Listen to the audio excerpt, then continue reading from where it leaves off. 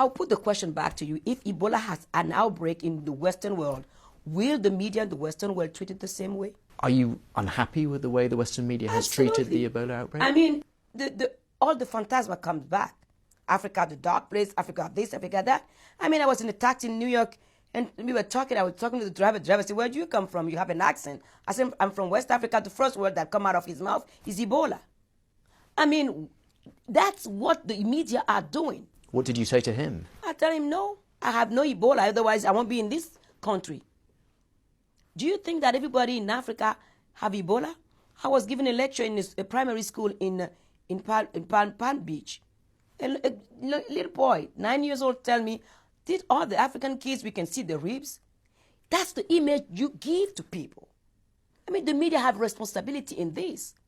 The outbreak of Ebola is there. What are we doing to help strengthen the health system of those countries? We're doing nothing. We are using it for political benefits.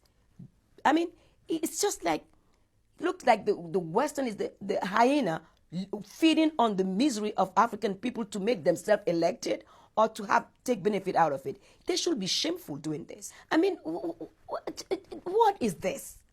I mean, everybody's phantasma about Africa is always negative. Any success story from Africa doesn't interest any media. They are so eager and hungry for horrible story from Africa.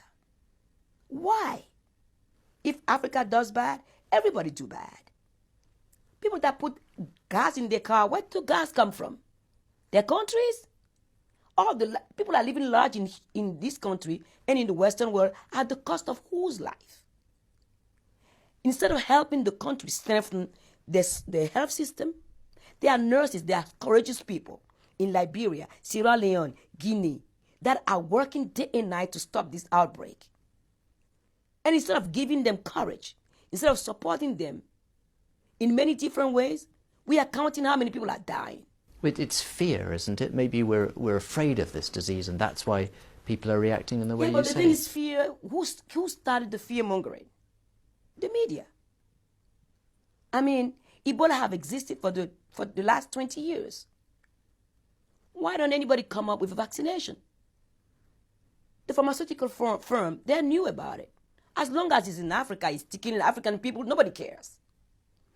And the fact that it can come to their country will start moving up the ladder now to come up with something.